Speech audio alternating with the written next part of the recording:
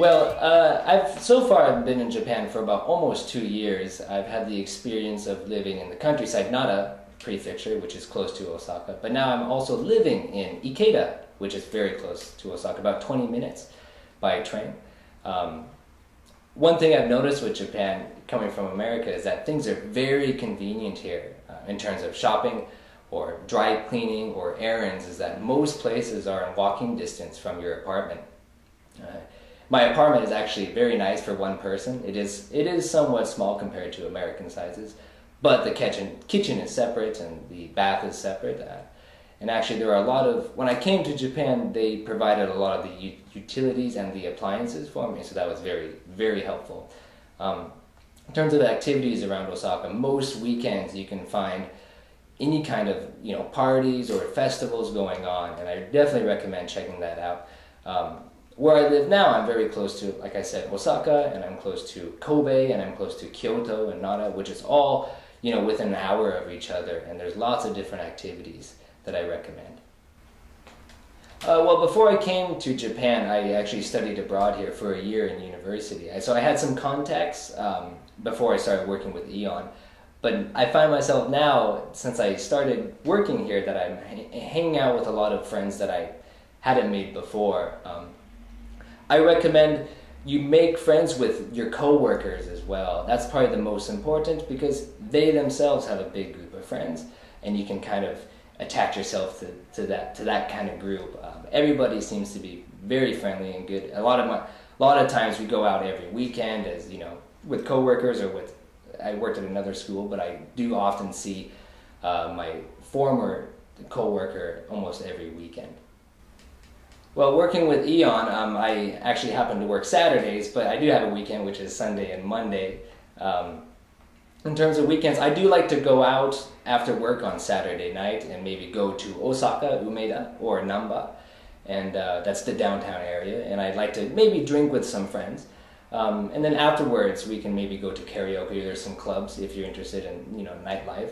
I'm also an active person, so on the weekends I actually like to go and go to the gym, maybe exercise. I really like to play racquetball, which I do almost every weekend, and sometimes I go jogging. But there are also some mountains and some outside activities. You can go, mountain climbing, or you can go into any of the nearby cities like Kobe or Kyoto. Throughout the year, there's a lot of opportunities. 3, maybe long vacation periods that you can travel. I've taken the advantage of that, and actually last year I went to Cambodia, which is one of probably the best travels I've ever had. It was an eye-opener. I got to actually see what it was to be in a third world country, and because Japan is so close to all these other countries compared with America, I can go to Cambodia, I can go to Thailand or Myanmar or Vietnam. And that's how I like to spend my vacations, is traveling. And, in Japan I went to Okinawa as well, and I go to Tokyo, but I like to go to these other foreign countries that I wouldn't get the opportunity to go if I was living in the United States. After arrival in Japan, it may feel overwhelming. You go to a new country, go to the airport, and you don't know what to do. But fortunately, the trainers met me at the airport, and they took us to the accommodations. We stayed at a kind of a weekly hotel near the training center. I actually stayed with 2 other guys, and they were in my same training group. That's a great opportunity, because now they're still my good friends that I see a lot, even when I go out to Osaka. It's tough because the next day after you arrive is training, and training is about a week and a half, depending on what kind of training you're having. But it's pretty tough. It's very long hours. There's a lot of preparation when you're not training. At the time, I really thought, do I still want to do this job? But if you pull through and you get through it, then it is rewarding. Because once you get to the branch school, you realize all the stuff you learned in training is applied to actually your job, and you can start to use all that information you gathered. To begin, I want to talk about what I like about teaching my students.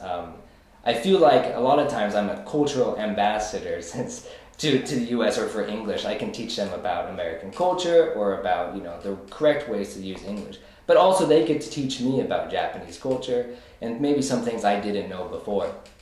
And my current position, I work at 2 different schools. I work at Ikeda School and Toyonaka School. So I'm there on at the schools at different days, but most of the time it's a similar structure.